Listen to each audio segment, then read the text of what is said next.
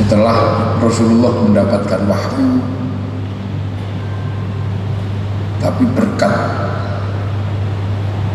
hidayah dan kemurahan Allah kita ini kebagian. Karena apa? Tidak semuanya kebagian. Afrika itu nggak terlalu jauh dari Rasulullah, nggak terlalu jauh, itu tidak kebagian.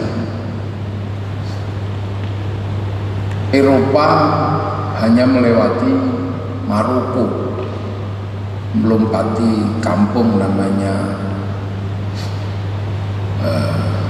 Casablanca, terus Tangier, terus Eropa, itu tidak kebagian. Akan tetapi kita ini yang cukup jauh, ini masih kebagian. Dan bahkan hari ini kita ini termasuk negeri muslim yang paling komplit, yang hampir seluruh dimensi yang pernah ditinggalkan oleh Rasulullah dan diajarkan Rasulullah utuh di sini, komplit. Ini kalau tidak karena kasih sayang Allah, kita tidak kebagian. Disiplin tasawuf masih utuh di Indonesia. Disiplin ilmu fikih utuh di Indonesia. Disiplin ilmu kalam utuh di Indonesia. Dan populasi muslim terbesar dunia sekarang ada di Indonesia. Ini tidak lain dan tidak bukan adalah karena barokah yang diberikan oleh Allah atas kasih sayangnya terhadap warga bangsa yang dikenal penuh keramahan, penuh kasih sayang, walaupun secara fisik kecil-kecil, besek-besek.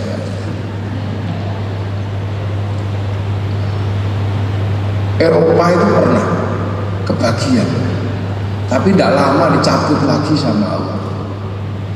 Afrika pernah kebagian, tapi nggak meningkat-meningkat. Sebelum orang Indonesia masuk Islam, orang dari Habasyah dikenal dengan Wahsy, itu sudah masuk Islam. Bilal sudah masuk Islam. Orang dari Persia sudah masuk Islam. Belum ada orang dari Indonesia masuk Islam. Makanya belum ada dalam catatan sejarah sahabat itu bernama Tukijo itu ada, Paimin itu ada. Kenapa? Karena yang bisa mengikuti Rasulullah, ketemu langsung Rasulullah belum ada dari Indonesia. Walaupun ada yang mengada-adakan seperti Gajah Mada, disebut dengan Gajah Mada, itu adalah teori mengada-ada, tidak ada. Tapi begitu masuk, ternyata apa yang dicita-citakan oleh Rasulullah, apa yang dicita-citakan oleh Islam, ini benar-benar kuat dan mengakar di Indonesia sampai hari ini. Bahkan simbol-simbol yang paling sulit yang ada di dalam agama itu bisa diwujudkan di Indonesia. Ini bukan sesuatu yang mudah. Ini bukan sesuatu yang gampang. Butuh orang-orang yang punya konsentrasi khusus, konsentrasi tinggi, orang-orang yang benar-benar dekat kepada Allah, yang akhirnya mampu mendesain bangsa ini sesuai dengan desain yang diinginkan oleh Allah Subhanahu wa Ta'ala. Ini nggak main-main. Jadi ini benar-benar harus kita syukuri, benar-benar harus bisa kita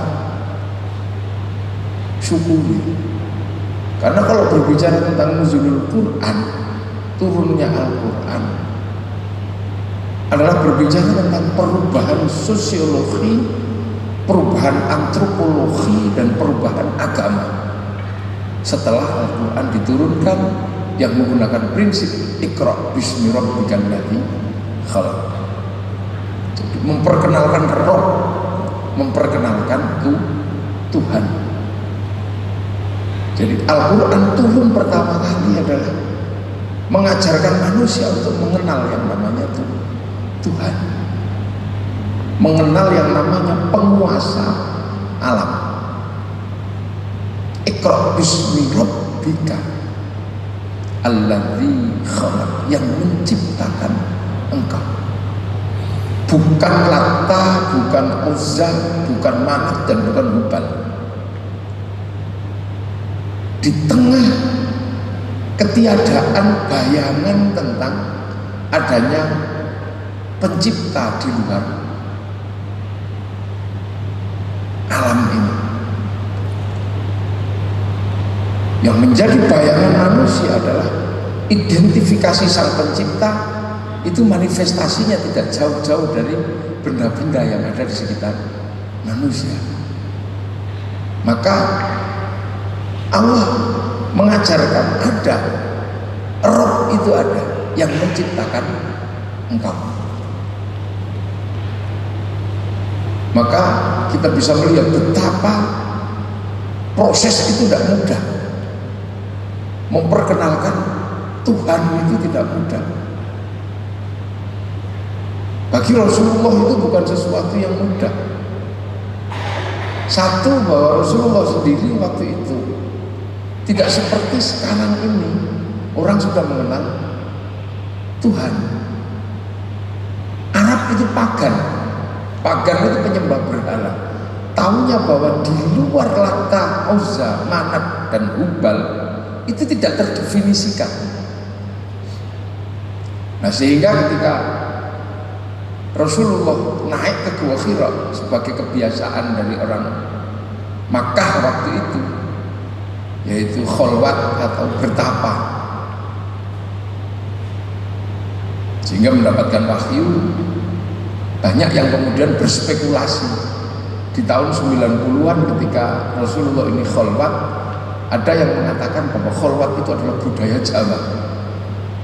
Maka ada sampai beberapa tokoh waktu itu termasuk di Jogja mengatakan bahwa kemungkinan Rasulullah itu ada turunan Jawa, kalau tidak terpengaruh budaya Jawa, karena Rasulullah itu bertapa, sementara tapa adalah budaya Jawa. Waktu itu saya bilang tidak, bahwa bertapa itu budayanya orang seluruh dunia.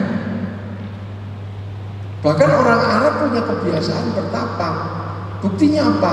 Punya bahasa kholwat, punya bahasa tahanus. Kalau punya bahasanya berarti punya perilakunya.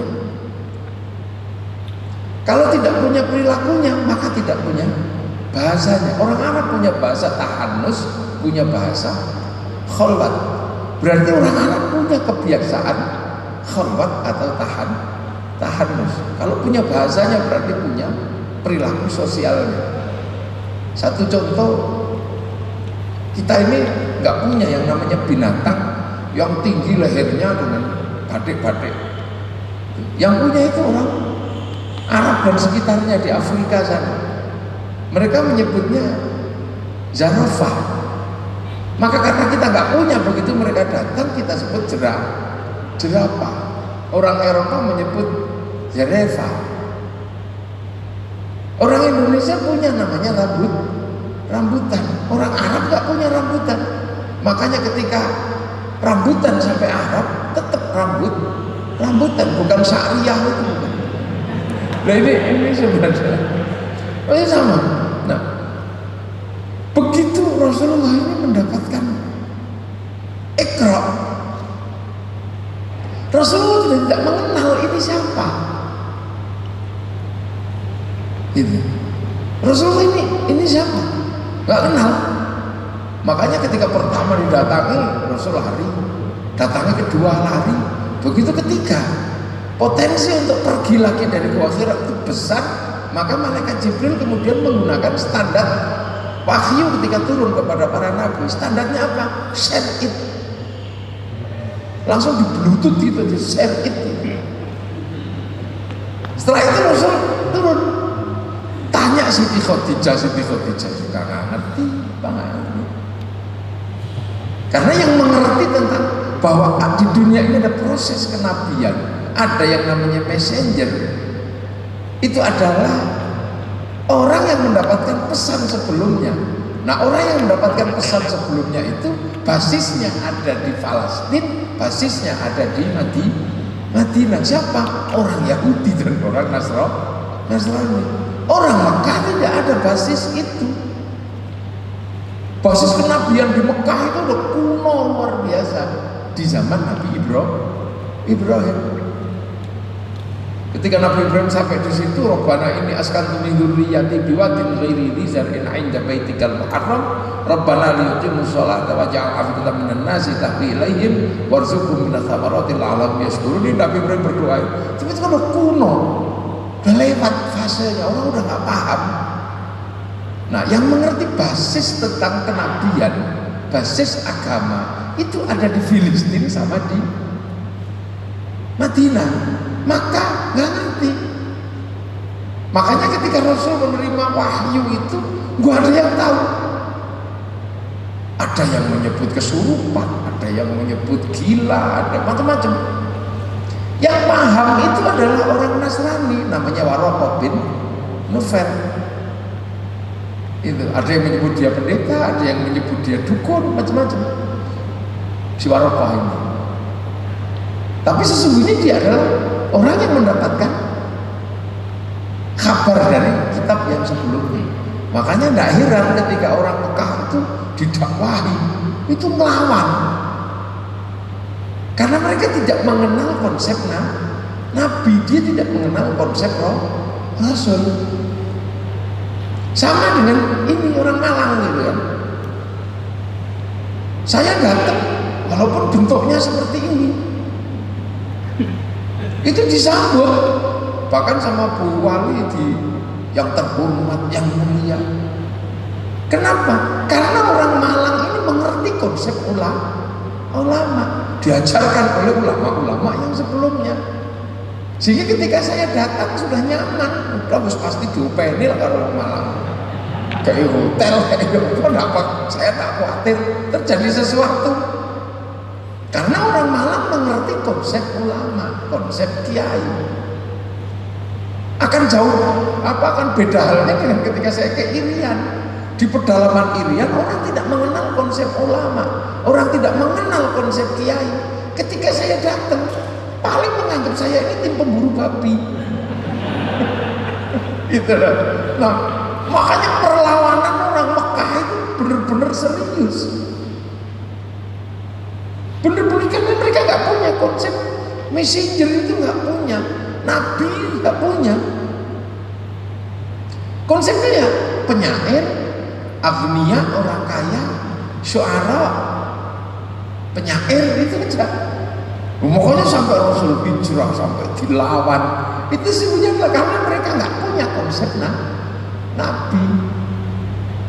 Baru kemudian setelah pindah ke Madinah, di Madinah diterima.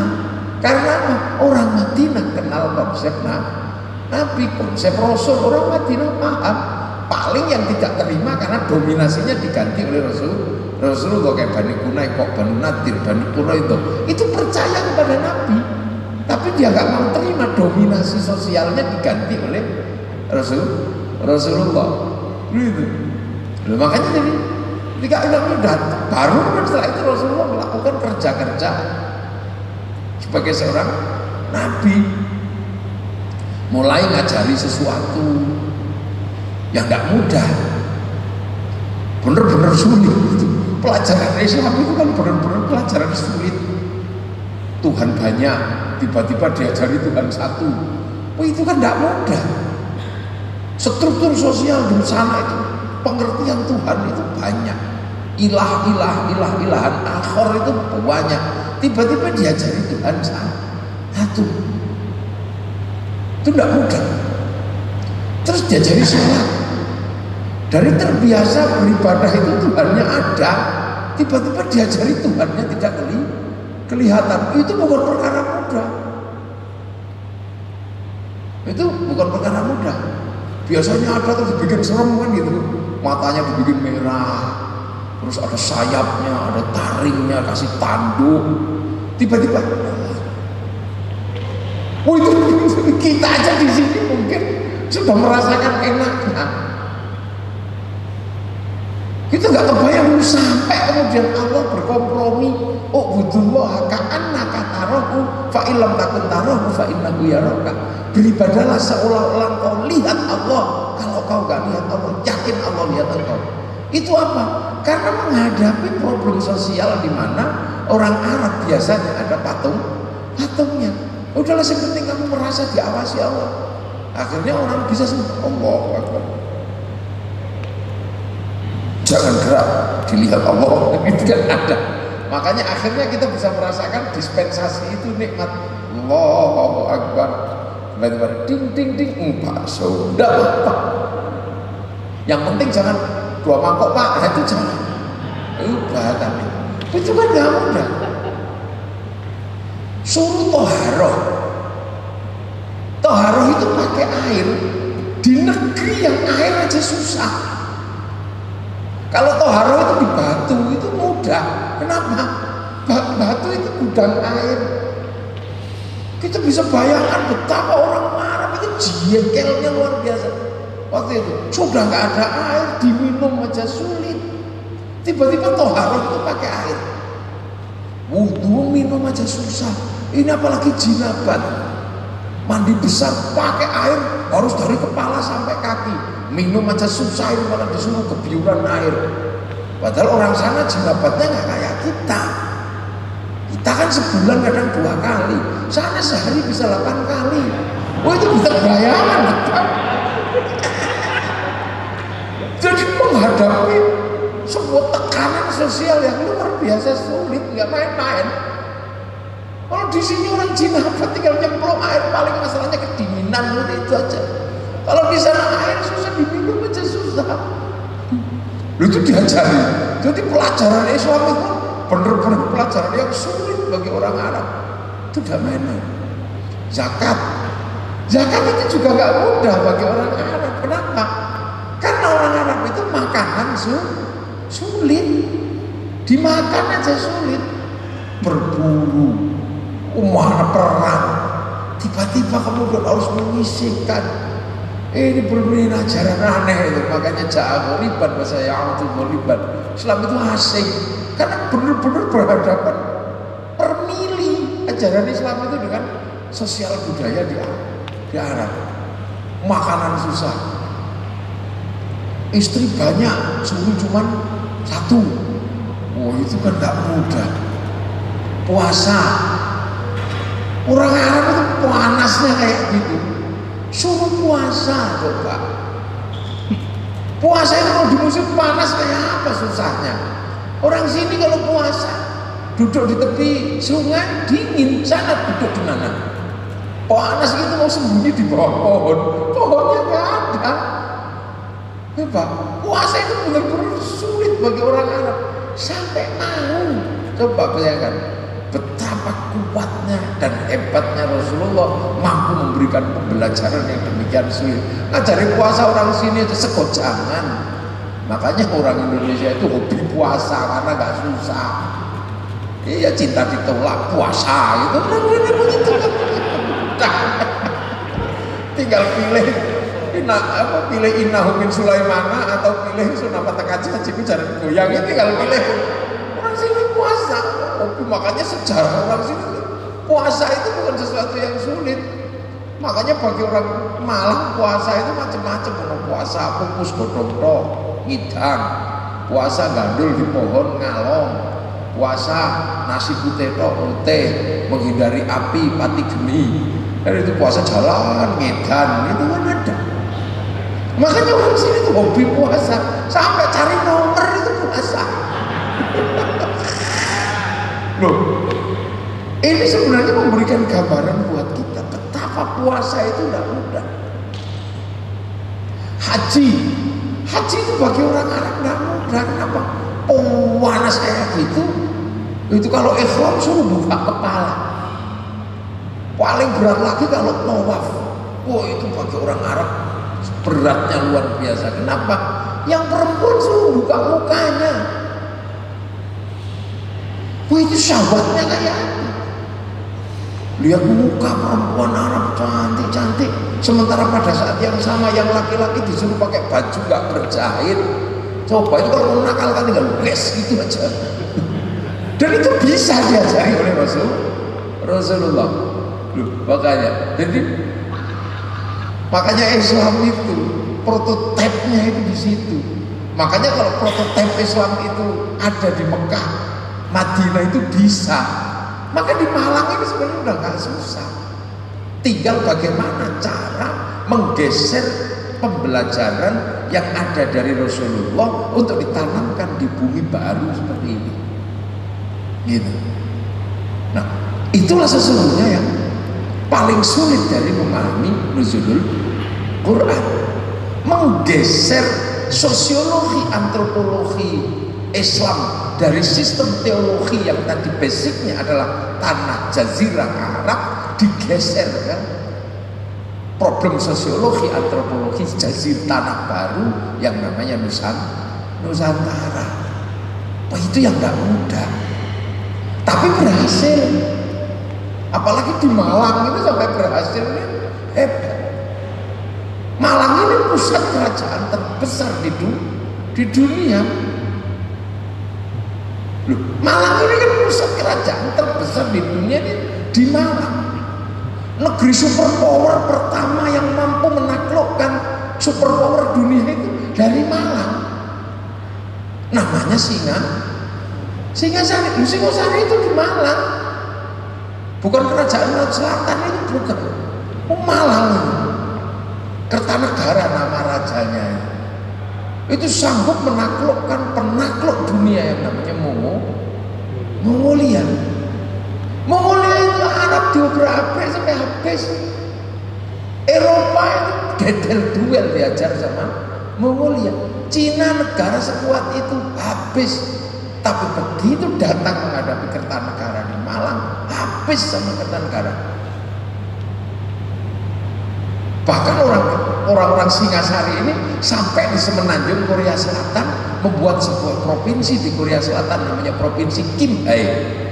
Danyangnya namanya Surowareng. Danyangnya Kimhae di Korea Selatan itu namanya Surowareng. Kan nggak mungkin Surowareng kok jenenge wong Korea itu ini susah kan. Kim apa itu. Nah itu kalau Sukimen itu mungkin Kim ya, nama Kimen ya. Nah, itu di sana masih ada. Kalau penjenengan mau lihat, kuburannya ada di provinsi di Korea Selatan, ada provinsi namanya Kimhae. Itu danyangnya itu Surowareng.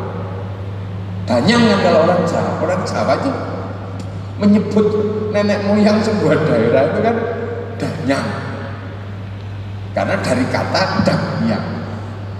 Orang Jawa itu kalau menyebut nenek moyangnya yang tua itu kan danyang. Kepanjangan akhirnya dijikuk buntutnya dok jadi eyang gitu. Makanya orang tua itu kan eyang kakung atau eyang itu danyang itu bleset itu danyang. Jadi itu bahasa Jawa bukan demit sebenarnya.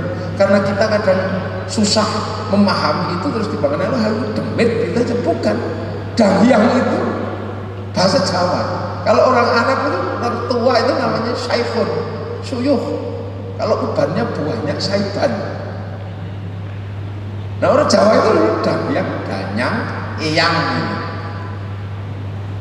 Nah dulu kan belum ada rumusan Google, belum ada primbon, belum ada ruang-ruang kepustakaan. Maka seluruh persoalan itu ditanyakan ke dangyangnya itu. Nah pertanyaan dari anak cucu kepada para dangyang itu dikenal dengan istilah sesuatu yang diestokke, dipegang betul. Nah ngestokaken dawuhe para dangyang itu namanya dawuhnya itu dipundi-pundi, diestokke, bener-bener dipegang. Nah karena dawuhnya dipundi-pundi, maka para dangyang itu diarani pepunden. Nah omahe dangyang itu disebut punden itu bukan omah demit sebenarnya. Nah kalau kemudian anak cucu itu setahun sekali kan apa makanannya habis terus merantau kemana. Nah itu rindu setahun sekali pulang mudik, ini mudik kita ini setahun pulang, menunjukkan bahwa sudah sukses, menunjukkan bahwa oleh-oleh. Nah pulangnya anak cucu setahun sekali itu kan nggak ada WA dulu, dilalah oleh-olehnya itu ada yang oleh-olehnya masih hidup, tapi ada juga yang sudah mati. Maka bagi yang sudah mati oleh-olehnya ini diberikan kepada tempat di mana para dayang itu meninggal, terus disembayangi. Nah datangnya anak cucu pulang termasuk nyembayangi para dayang itu upacaranya namanya serodo. Makanya orang Jawa itu menyebut ada nyadran karena upacaranya serodo. Terus dibilangi Mbak Buyutmu itu tidak mati, pindah jagat kecil ke jagat gede, maka ada merui kaki ganyang ini danya. Nah terus Islam itu datang mengajarkan hal yang sama, walladzina ja'u min ba'dihim yaquluna rabbana ighfir lana wa li ikhwanina alladzina sabaquna bil iman. Anak-anak yang datang belakang itu harus mendoakan yang berangkat lebih dulu yang bawa iman. Maka kemudian dan Islam lebih mudah mencari nenek moyangnya karena nenek moyangnya itu dikubur. Jadi nyarinya lebih gampang, kuburannya ada, fazuruha, berziarahlah. Nah, ketika ziarah dibilang orang tuamu belum mati, bal ahyaun inda rabbihim, tetapi masih hidup, maka lahirlah ila ruhi ila hadrati. Nah Islam juga diajarkan orang matimu itu bawakan makanan yang banyak. Tapi beda kalau yang tadi ditaruh di petilasannya, kalau Islam diajarkan panganan dewe supaya jadi sodakoh. Maka serodo nyadran lepun istilah sodakohan, maka lahirlah istilah sedekahan. Nah kebetulan yang disedekah itu mati nang jero bumi, maka lahir istilah sedekah bumi. Sementara bangsa yang lain itu peristiwa-peristiwa seperti ini itu dikemas, diceritakan. Kalau dulu versi kita adalah ketoprak, versi ludruk, tapi sekarang versi sinematik nggak ada yang garap. Ini mungkin pemerintah Batu mesti kerjasama dengan Kabupaten Malang untuk mengingatkan kembali bahwa ada sejarah besar yang berangkat dari tanah Malang. Kalau Cina untuk memelihara kayak begitu itu filmnya nggak ada habisnya untuk membangkitkan semangat kebesaran bangsanya. Film kungfu itu nggak ada habisnya. Ular putih itu film ini terus. Orang Jepang, orang Cina, yang namanya orang Jepang itu nggak pernah menang. Pendekar siapapun Jepang kalau ketemu Wong Fei Hung mesti kalah. Kalau ketemu ini si Sen itu mesti kalah. Mau hebat kayak apa? Itu cara mereka memelihara kebesaran masa lalu untuk membangkitkan semangat kebangsaan. Amerika apalagi? Amerika itu paling jago mengelola kayak begitu. Makanya bangsa Amerika itu PD-nya luar biasa. Kalah di Vietnam itu bisa bikin Rainbow 1 sampai 6. Dipelihara betul. Amerika itu yang namanya film cowboy itu selalu mengingatkan bahwa bangsa Amerika itu punya ancaman terhadap dari Indian, dan pemilik bangsa Amerika adalah ras Amerika, bukan orang Indian. Itu mereka lakukan. Kalah dengan Cina, nggak mau di Amerika. Secara spiritual kalah dengan Cina. Dia bikin film film American Shaolin, American Kung Fu. Mana ada Shaolin di Amerika? Kalah dengan Jepang, dia bikin American Samurai, American Ninja. Bahkan ninja terakhir dari Amerika, The Last Samurai, tokohnya namanya Tom Cruise dari Amerika. Loh ini saya mengingatkan, penjenengan punya sejarah besar dengan kota Malang. Ini mulai lupa, anak-anak cucu kita mulai lupa. Gitu. Orang Jepang itu bangun film samurai itu nggak ada habisnya. Bahkan sampai peristiwa pembantaian yang dilakukan oleh restorasi Meiji terhadap Tokugawa. konflik internal Jepang antara modernisasi dan tradisionalisme di Jepang ini dikemas dengan sangat bagus sampai ke tingkat film anak-anak, namanya judulnya film Samurai X dengan tokohnya Rurouni Kenshin.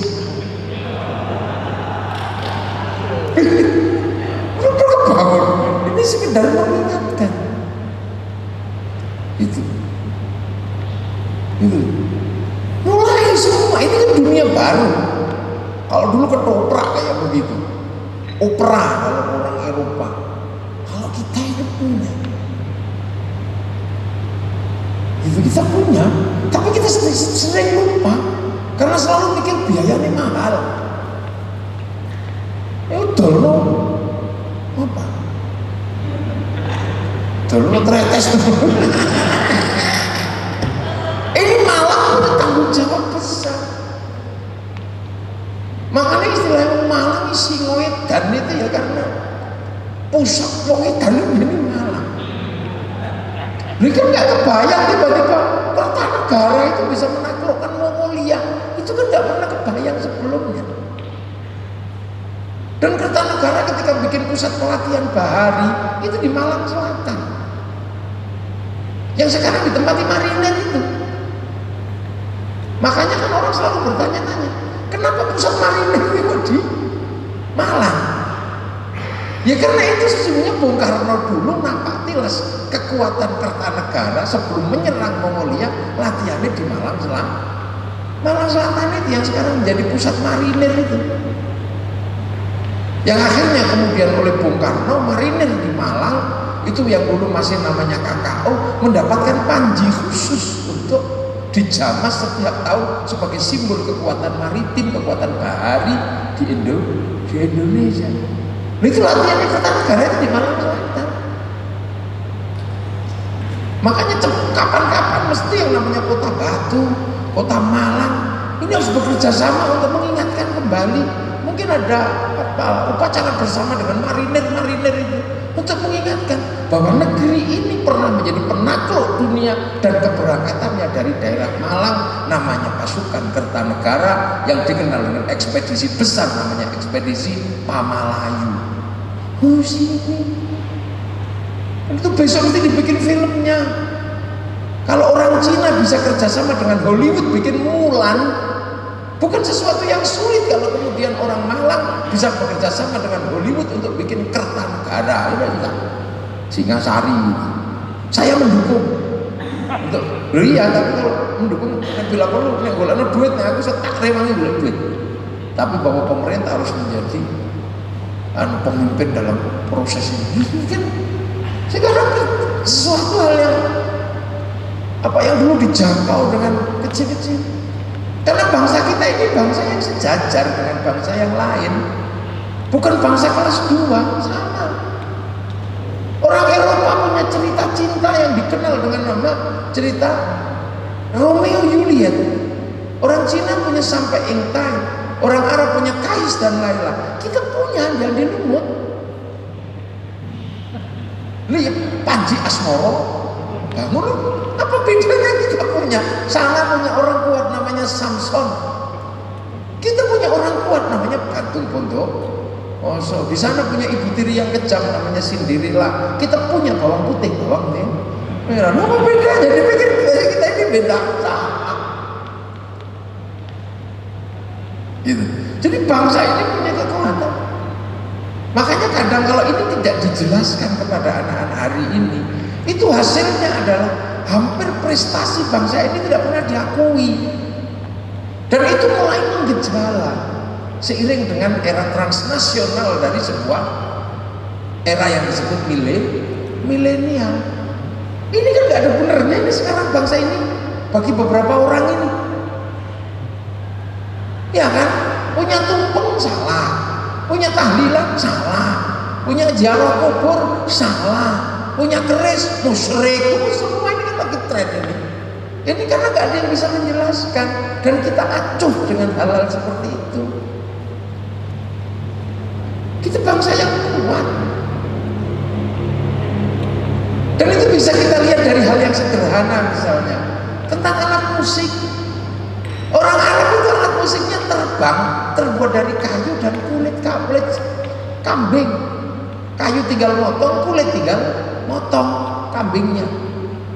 Orang Eropa punya alat musik namanya gitar, duplikasi dari outnya orang Timur Tengah. Itu terbuat dari kayu dan tali, nggak susah. Tapi bangsa ini punya alat musik namanya gamelan, terbuat dari logam. Artinya hanya bangsa yang kuat secara metalurgi dan punya pengetahuan pertambangan yang maju mampu membuat alat musik dari logam. Dia ngingetin siapa? Ibu Dewanti deh. Kejenengan ini harus mulai melakukan kerja-kerja yang ngingetin Malang ini. Lalu istilahnya singo edan. Wong singo iku ora edan medeni. Apa meneh singo edan ora medeni. Malaysia tahu betul tantangan ke depan adalah konflik antar anak bangsa karena problem ras antara India, antara Cina, antara Melayu. Ini akan meruntuhkan bangsa Malaysia. Maka kemudian dia sadar betul, dipotong itu semua dari sekarang bahwa anak Malaysia tidak boleh melakukan itu. Maka kemudian membiayai film anak-anak yang akhirnya melegenda namanya Upin Ipin. Karena si Upin dan si Ipin itu masa depan Malaysia, maka dia tidak boleh konflik dengan India. Maka diajarkan dari kecil mengenal tokoh namanya Jarjit. Dia nggak boleh ribut dengan anak-anak Cina, dikenalkan dengan Mei Mei. Dia nggak boleh ribut dengan anak-anak Indonesia, dikenalkan dengan Susanti. Ini nalar kebangsaan mereka, menyongsong era baru. Gitu. Ini tugas kita. Kenapa? Karena negeri yang demikian kuat, gitu. Negeri yang demikian kuat, yang punya potensi, ini mampu para pendiri bangsa ini bertabaruk kepada agama Islam. Itu iso, tak kebayang. Negeri yang kuat seperti itu tiba-tiba Islam dari sana, itu bisa terduplikasi dengan komplit di Indonesia. Ini orang-orang yang datang ke sini luar biasa. Kenapa? Karena Islam yang datang ke sini itu punya prinsip.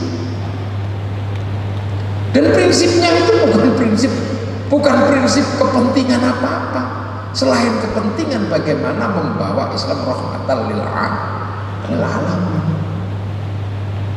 Makanya prinsip yang dipakai oleh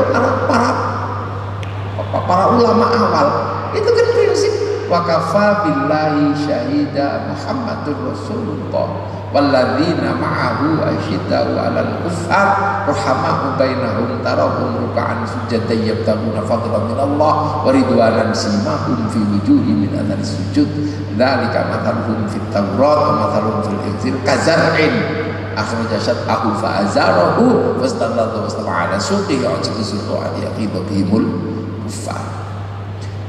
Jadi era Rasulullah itu wakafa billahi syahida, Rasul sendiri, nggak ada temennya itu karena sosiologi itu nolak.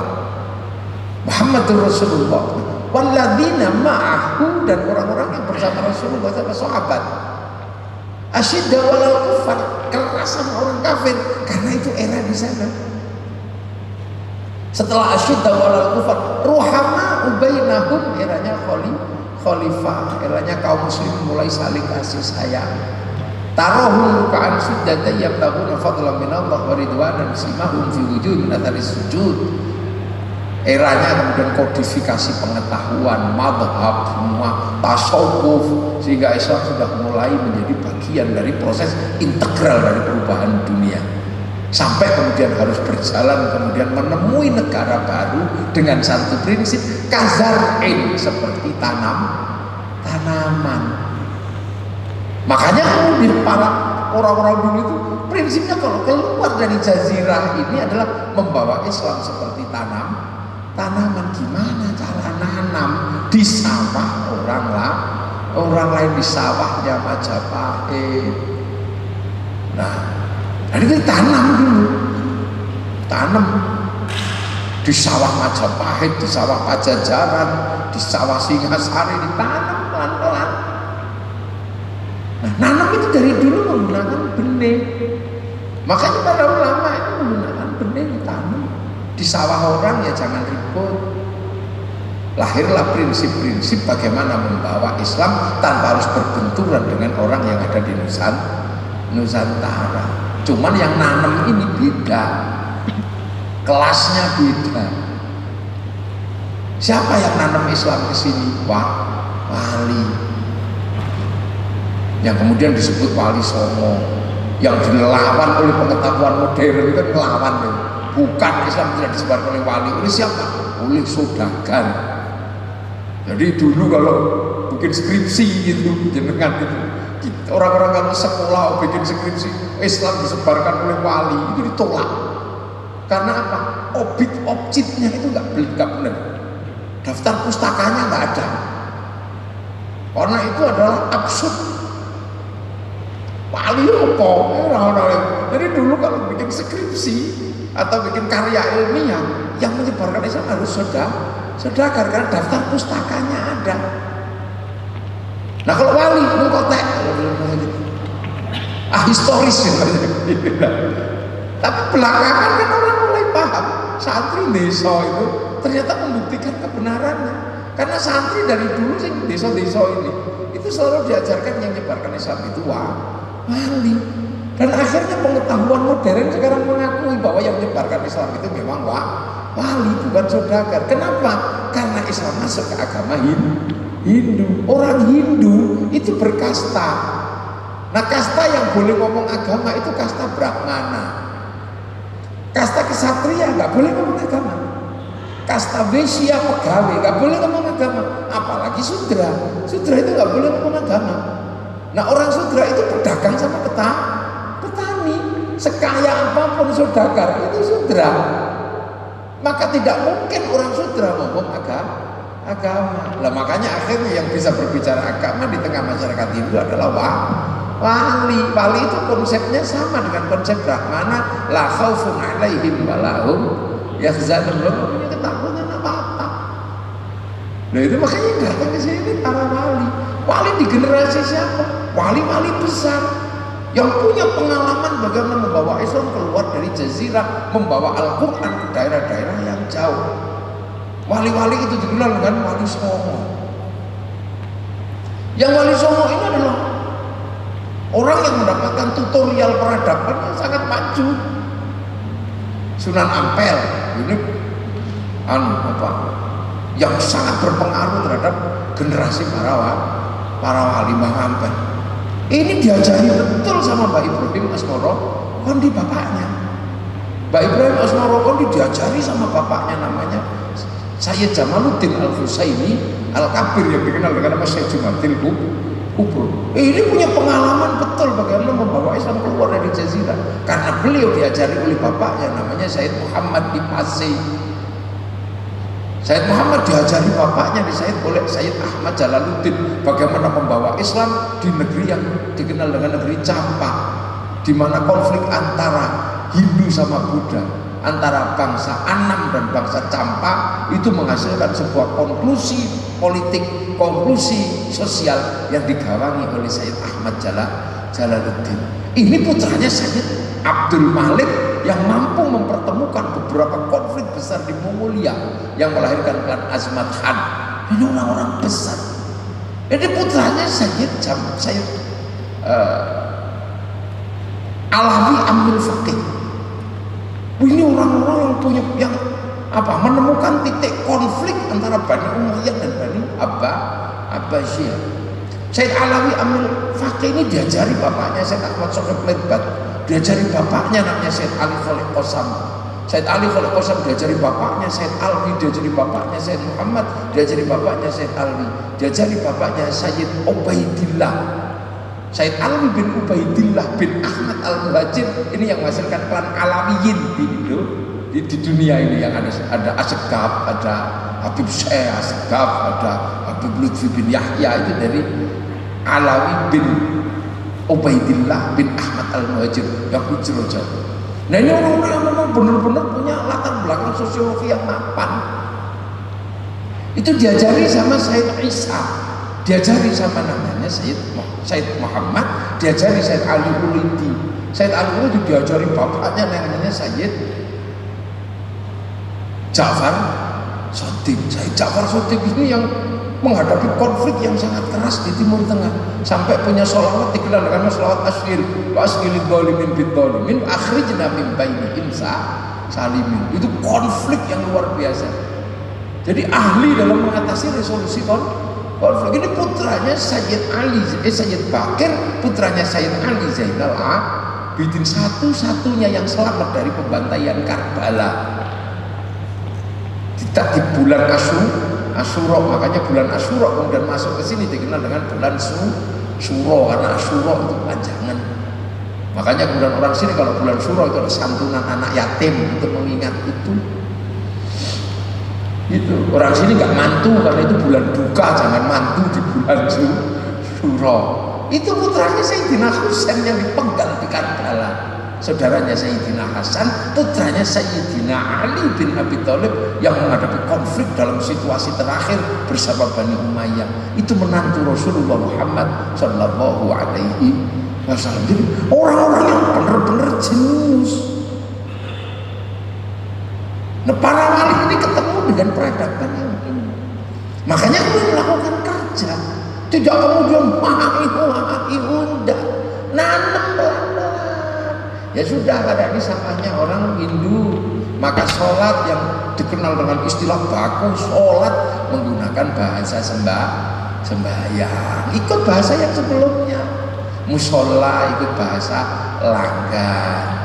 Syaikhun ustadun menggunakan bahasa yang sebelumnya namanya kiai. Yang dimana kiai itu bukan cuma manusia, ada kebu ya kiai selamat, tombak ya kiai pleret. Ini benar-benar pekerjaannya nggak main-main. Ya tilmidun muridun menjadi santri. Makanya jangan heran, dan itu berlaku sampai hari ini. Karena Yamaha itu telat datangnya keduluan Honda, maka bagaimanapun baiknya Yamaha tetap bernama Honda. Hondamu apa? RE King, ya kan itu. Ya kan? Seluruh minuman botol itu tetap Aqua. Tuku Aqua metune Ades biasa. Bahkan beli Aqua metune apa ini? Reflection bisa. Ya seluruh ini apa pompa air namanya beda-beda namanya sanyo. Itu dari dulu. Jadi jangan heran antara isi dan bungkus bisa jadi beda, itu orang Indonesia. Kalau lebaran seluruh bungkusnya kongwan, isinya rengginang.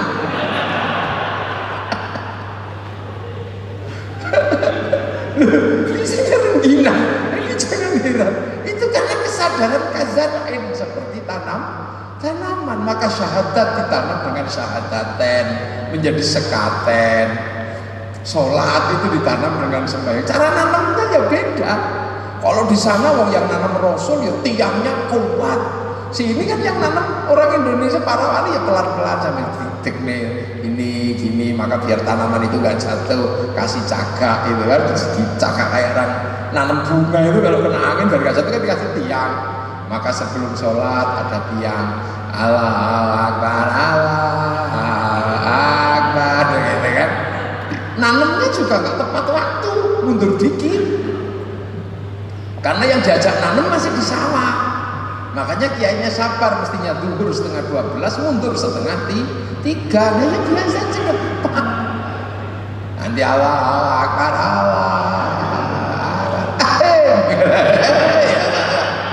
Nah ini belum datang, ini sadar gitu.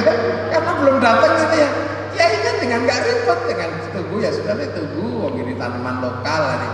Robana ya Robana sambil ngantuk-ngantuk gitu. Masih nggak datang. Kiainya mulai emosi, tapi harus sabar. Maka tobo hati ini udah kan pegel ya nambani hati ini dewi. Nah, walau masih nggak datang baru kiainya emosi. Diurugian jangan terawat. Itu dan gigi ini jangan nanam terus sholat Allahu Akbar. Karena apa? Ini belum berdiri. budget. Jangan sampai kemudian patah nanti pelan. Nah, ini Allah kecewa. Nggak begitu, karena matanya orang sini itu kalau melihat sesuatu nanya, ini apa-apa di mana? Lo makanya kayak gini, lagan. Itu dan nggak lama. Kiai dulu itu kalau sholat itu, kalau sekarang kan totonan surat. Bismillahirrahmanirrahim. Sampai isma rabbikal a'la alladzi khalaqa fasawwa walladzi qaddara fahada. Suwe.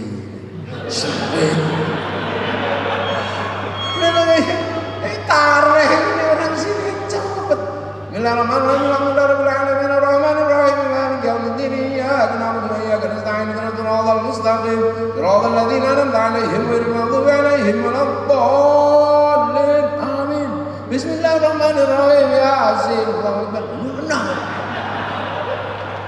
Ini dinamika yang indah. Bagaimana kemudian Islam yang benar-benar kuat itu ya, yang limo itu, yang disebut antasyhadu an la ilaha illallah wa anna muhammadar rasulullah wa tuqimus sholata wa tu'tiyaz zakata wa tasuma ramadhana wa tahujjal baiti man istata'a ilaihi sabila. Ditanam. Setelah itu, setelah ini berdiri ini, setelah selesai cagai lagi dengan zikir la ilaha illallah. Wih, lu kenapa orang sini itu bahasa Jawa dan banyak yang tidak mengerti zikir, maka kiainya zikirnya keras supaya yang tidak bisa zikir mendengar terus menirukan dan biar nggak tidur. Elah. Dan ini kalau terus kiainya cuma diem gini dong. Nah itu yang sepuh-sepuh itu kan kasihan, mau coba mbak itu betapa orang dulu itu hebat. Jadi agama itu menjadi indah, benar-benar tanaman yang menyenangkan, menyegarkan. Karena apa? Akan dikonsumsi oleh orang Indonesia. Itu jadi tanam dengan cara sini, jangan pernah ditanam dengan cara sana. Kurma itu ditanam di sini, hidup tapi nggak ada buahnya. Tanam dengan cara sini. Sholat, terus zakat, ya ditanam dengan cara sini. Di sana gandum, di sini beras, ya biasa. Di sana kurban, di sana sapi, di sana unta, di sini sapi. Itu proses ilmu fikih yang sangat panjang. Terus puasa misalnya, ya di sini yang beda. Kalau orang di sana puasa ya langsung puasa gitu aja. Kalau di sini mau puasa aja imuk-imuk tanggalnya wis turun. Sampai orang sing ngimuk di Gresik, ada yang lihat di Ancol, tapi ada yang cuma ngitung belum hitungannya. Tapi ada yang ngimuk untuk meyakinkan yang dideloi gitu. Itu. Dulu kan sini, habis itu padusan, mandi, terus kemudian sore-sore itu namanya ngabuburit, golek kolak, udah ada golek kolak, terus kemudian mercon. Jadi mercon itu perlengkapan puasa bagi orang Indonesia. Bupati, Pak Kapolres jangan dimarahi.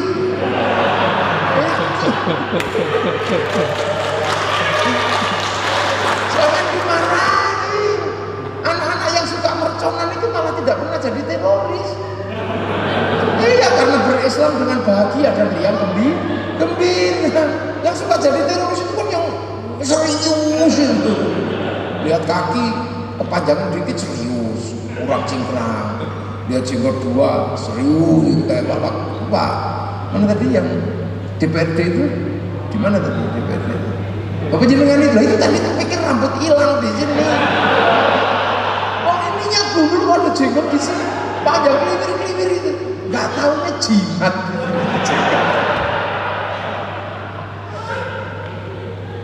Nah itu makanya orang sini itu penuh hiburan. Makanya beragama juga indah, hidup bermasyarakat juga indah. Jangan nyontoh di sana keras, di sana hiburannya nggak ada. Sini pergi ke sawah cari belut, hiburan. Itu ada ayam tidur, hiburan. Maka kalau hiburan-hiburan itu nggak usah dimarahi Pak Kapolres. Ini terlalu serius jadi Kapolres ini. Apa-apa nggak boleh. Biarin aja, dudoro boleh. Mana doro di dapur terus terang. kan gitu. Nggak apa-apa, itu hiburannya orang Indonesia. Makanya orang Indonesia itu santai hidupnya, kan hiburannya banyak. Bawa lampu, nyuluh-nyuluh welut, hiburan, nah, kan itu. Itu hiburan. Apa? Buah sing akhirnya K salah, enggak apa? Sawo bosok. Hiburannya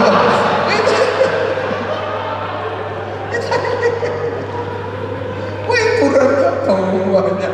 Jadi di Indonesia ini orang terhibur, makanya beragama pun jadi riang gembira. Ada mercon, nanti kemudian kalau akhir Ramadan ada berkunjung yang muda kirimi makanan yang tua, habis itu halal bihalal, hiburan. Makanya kalau dilarang mudik nggak apa-apa, tapi kalau udah gresek-gresek ketahuan nggak usah dimarahi. Yang jalur besar itu dihadang nggak apa-apa karena ini ketentuan negara. Tapi kalau dia sudah berusaha sampai gresek-gresek, sampai masuk mobil box, yang nggak usah dimarahi.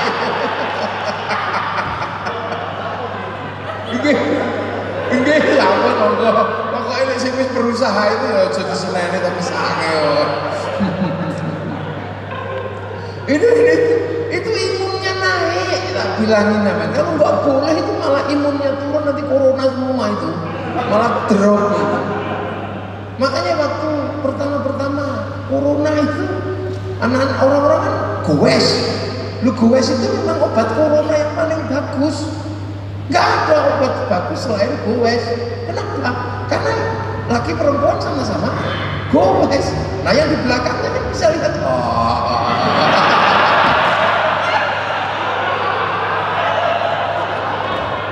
Loh, iya kan? Loh, semua hiburan. Bayangkan. Jadi Islam itu ditanam dengan riang gembira. Apapun itu indah. Sholawat indah kalau di Indonesia. Sholawat yang tadinya sendiri-sendiri menjadi ruang kegembiraan. Oh gembira, ini sampai ya nana, muter-muter. Nah kalau nggak di Indonesia, yang seneng dangdutan, ya Rasulullah, salamun alaika, kalau nggak di Indonesia mana ada. Nah itu di Indonesia. Berdoa yang tadinya sendiri-sendiri menjadi sesuatu yang indah dan berbahagia. Dongo bareng namanya istighosah pon pakai kliwon ibu-ibu naik truk kalau nyanyi ada di istighosah. Orang mati yang tadinya sendiri-sendiri menjadi ruang hidup bersama pitung dino 40 hari setiap tahun. Yang akhirnya kemudian orang punya rasa cinta terhadap orang-orang yang sudah meninggal, di mana tempatnya itu diziarahi. Akhirnya lahir rasa cinta terhadap tanah di mana gurunya bersema suruh ngebom, ya nggak berani menghadap makam gurunya. Coba yang suka ngebom itu pasti nggak suka ziarah kubur, kadang-kadang ditakuti.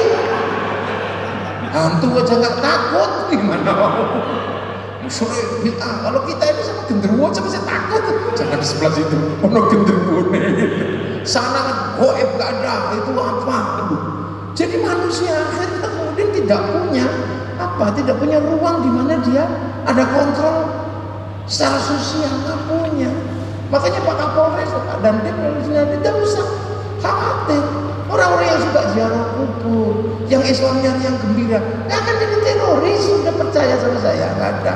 Teroris itu lahir dari kelompok-kelompok orang yang hidupnya riang gembira, nggak ada. Biasa aja nyantai,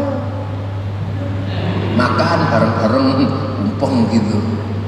Dan kiai-kiai itu ada titik yang paling ekspresif. Apa? Pidato ini kan nggak bisa dikontrol, ini ceklan mic kok. Dan pidato yang paling tidak bisa dikontrol itu khutbah. Rano khutbah kok diinterupsi. Makanya ruang tertinggi dari tiadanya jadi absolut seorang khotib itu. Kalau cara santri tetap dikasih tongkat dan teks, jadi tetap baca. Nggak mungkin maki-maki orang sambil baca, ini nggak mungkin. Tapi akhirnya begitu tongkat bid'ah, baca bid'ah, akhirnya tanpa teks, ya maki orang. Coba makanya kalau sampai lihat masjid yang sudah gak ada tongkatnya dan gak ada tagnya itu pasti sering dipakai maki-maki orang itu. Loh, ini cara kita merawat dari dulu. Puasa indah, haji indah. Para wali dulu, para ulama biar haji itu nggak terlalu bermasalah, karena dulu haji itu bermasalah. Ketika Islam datang awal, haji itu masalah. Makanya para wali tidak menganjurkan pergi haji ke Mekah dulu. Karena apa? Khawatir keliru. Di sini nggak boleh ke candi Batu. Iman belum kuat, begitu sampai Mekah perlu Ka'bah. Loh, kok pada watune? Wah, itu bisa konslet itu. Iya. Di sini nggak boleh pakai air Arjuna atau air Coban Rondo. Aku tekan kono kok, kok kono banyune zam-zam. Wah, itu bisa orang bisa fatal itu. Di sini nggak boleh gadri, menyembelih bilang sampai sana korban. Di sini muternya kiri ke candi. Kok pada muter ini kono pakai tawaf, kainnya pada selimpangi. Apa nggak pusing itu dulu awal-awal itu? Di sini digundul sampai sana kok cukur, kok tahalul. Itu makanya para wali dulu tidak menganjurkan pergi haji. Kemana hajinya? Ke gunung-gunung di mana gurunya bikin masjid. Dulu misalnya di Jogja, Syekh Jumadil Kubro bikin masjid, maka santri-santri pergi ke masjid di Merapi 41 kali Jumatan tidak pernah putus. Itu sama dengan mendapatkan pahalanya ibadah haji. Makanya orang-orang tua dulu membayangkan ada yang haji itu cukup ke Gunung Merapi. Nah, ini problem sosiologi. Di Gunung Bawah Karaeng ada Datuk Li Bandang yang di sana bangun masjid, itu muridnya Sunan Ampel di sana. Nah, itu bikin masjid. Maka orang-orang Sulawesi kalau pergi haji ke Gunung Bawah Karaeng, kenapa? Karena untuk sholat Jumat 41 kali tidak putus. Karena kalau langsung diberangkatkan ke Mekah, wih konslet itu. Makanya akhirnya sebelum ke sana latihan dulu di alun-alun Batu. Lambai ke Mekah saja, terus riang gembira pergi haji, diantarkan 2 bis pergi ke Surabaya, yang pergi haji diantarkan ke Juanda, yang nganter belok ke kebun binatang Wonokromo Surabaya. Jadi benar-benar ditanam dengan sangat indah. Ini luar biasa. Syahadat, kalau sholat masih menakutkan, cukup syahadat tok diajarkan. Yang ngajari syahadat namanya Syekh Abdul Jalil, dikenal dengan nama Syekh Lemah Abang. Kenapa? Karena pondok pesantrennya dikenal dengan pondok pesantren Lemah Abang. Nah, Syekh Abdul Jalil dikenal dengan Syekh Lemah Abang atau Syekh Siti Jenar. Pondok pesantren Lemah Abang diajari syahadat, belum diajari sembahyang. Maka alumninya dikenal dengan nama Abangan. Mula wong abangan iku wis gelem syahadat, urung gelem sembahyang. Nah, proses ini akhirnya berjalan dan berhasil. Tapi bahwa yang namanya tanaman kan harus punya sawah.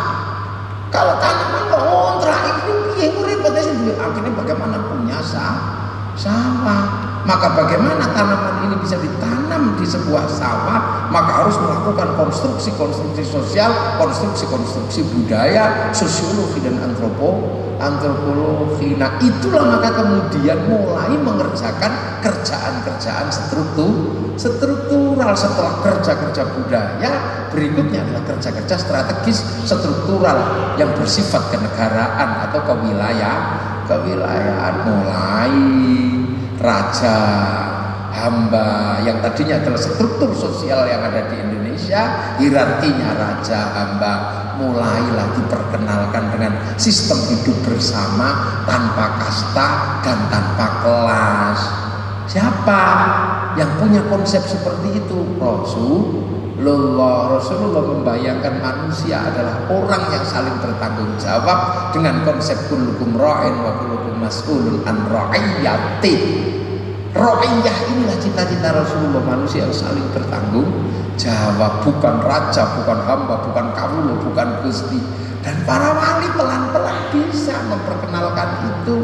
Lahirlah kemudian peleburan raja dan hamba, kawula dan gusti, menggunakan konsep baru namanya konsep ra'iyah yang diserap ke bahasa Indonesia menjadi rakyat.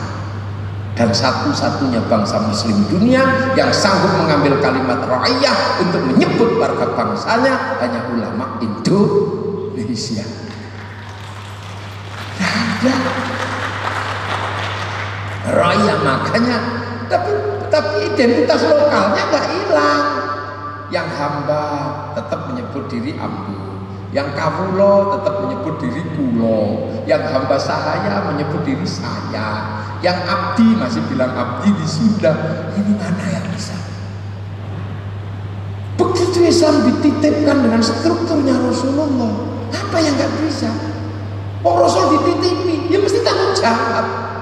Maka kemudian Ro'iyah di Indonesia menjadi sebuah konsep yang akhirnya sekarang berhasil. Dan kita inilah Ro'iyah yang saling bertanggung jawab. Orang ke gereja melanggar lampu merah, ya undang-undangnya sama. Orang ke masjid lampu merah, ya undang-undangnya sama. Pergi Idul Fitri beli motor, pajaknya ya sama. Pergi Natalan pajak motornya ya sama. Maka dalam Ro'iyah ketika saling bertanggung jawab, maka jangan salahkan dalam undang-undang yang sama saling menjaga. Makanya dalam undang-undang yang sama saling menjaga, Banser jaga gereja di hari Natal, orang Hindu jaga masjid di Idul Fitri. Itu penjagaan dalam kesetaraan undang-undang yang sama, bukan dari bagian menyembah atau tidak menyembah. Nah, ini yang kadang mesti dipahami. Makanya Pak Polisi jaga apa? Wong ini undang-undangnya sama. Itu jaga gereja, ya kadang jaga masjid, ya kadang jaga apa? Yang mengganggu Ro'iyah ya diselesaikan sama aparatur negara. Walaupun sesama muslim, tapi nek ngebom Ro'iyah yang lain ya diselesaikan. Itu karena mengganggu sistem Ro'iyah. Nah, Ro'iyah ini kalau berkumpul dibikin satu mekanisme yang saling bertanggung jawab. Mekanisme Ro'iyah saling bertanggung jawab namanya musyarakah, yang akhirnya disepakati dalam bahasa kita masyarakat. Nah, ketika terjadi perbincangan untuk saling menegosiasikan kepentingannya, apa yang dilakukan? Sandarkan kepada Allah, karena Allah perintah wasyawirhum fil amri. Maka sistem negosiasi Ro'iyah dalam musyarakah menggunakan standar wasyawirhum fil amri, yang kemudian melahirkan bahasa Al-Quran menjadi bahasa kita musyawarah. Dan kalimat itu bukan kalimat yang menempel di dinding-dinding pasar, tapi itu menempel utuh dan mutlak di dalam landasan ideal bangsa Indonesia, namanya Pancasila. Itu bukan bahasa cangkruan di warung kopi, bukan bahasa di warung wareg tadi saya mampir ke sana. Itu bahasa resmi dalam undang-undang negara.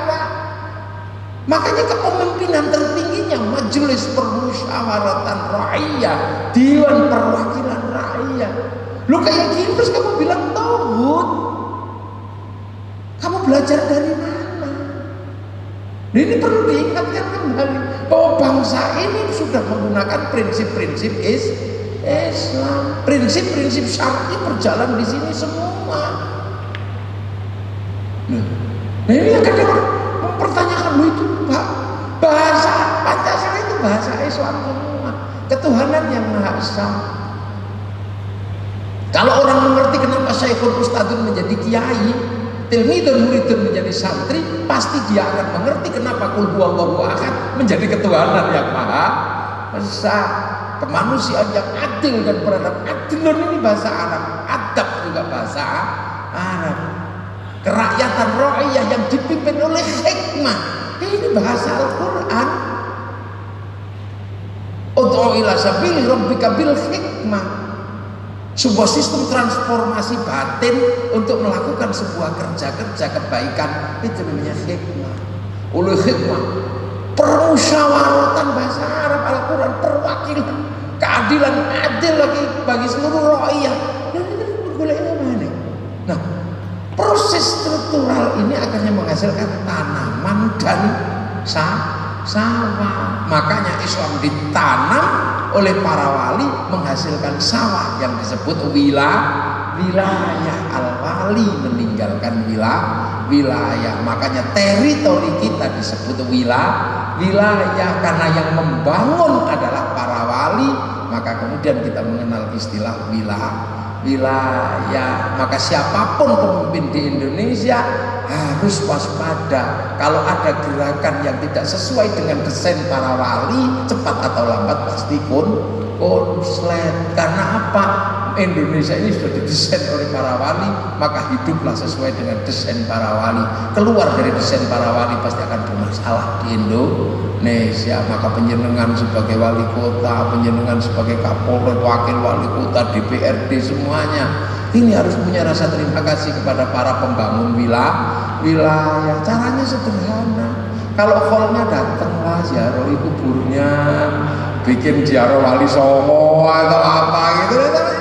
Jadi orang kalau digalikan sumur jangan lupa airnya itu dari para penggali sumur. Hidup di daerahnya para wali, kemudian mengolok-olok wali namanya gosop. Nah, ini prinsip-prinsip dasar wilayah. Nah, makanya kemudian menjadi pertanyaan besar bagi seluruh dunia. Desain para wali ini dengan rohiyah, dengan penggunaan istilah-istilah yang tidak melukai bangsa yang tadinya sudah ada. Inilah jawabannya. Kenapa Arab satu bangsa bisa pecah menjadi puluhan negara? Kenapa Eropa satu bangsa bisa pecah menjadi puluhan negara? Tapi kenapa kita puluhan bangsa mampu bersatu dalam satu negara, Kesatuan Republik Indonesia? Itu jawabannya. Karena desainnya adalah desain memahami perbedaan. Nah inilah prinsip-prinsip itu. Jadi memahami Quran ini ditanam betul di sini. Jadi turun di Mekah ditanam oleh Rasulullah di sana, turun begitu bergerak ke Eropa ditanam oleh para ulama di Eropa, datang ke Afrika ditanam oleh ulama-ulama Afrika, datang ke Indonesia Al-Quran ditanam oleh para wali di Indonesia. Dan hari ini kita merasakan barokahnya betapa apa yang dia tanam oleh para wali menghasilkan satu wilayah, dan kita merasakan menjadi orang yang harus bersyukur mendapat bagian barokah yang ada di Indonesia. Mudah-mudahan ada manfaatnya. Sekedar apa ini mukaddimah saja. Sebenarnya saya sih belum mulai ngaji, masih mukaddimah. Jadi karena belum ama batu saya, ini baru awal preambul. Nanti kapan-kapan mungkin bisa dilanjutkan dalam kenapa kalau tidak diingatkan kembali kita berat, karena kita akan menyusun milen-milennya. Ya, ini satu kali ditengah sing sepuh. Moga-moga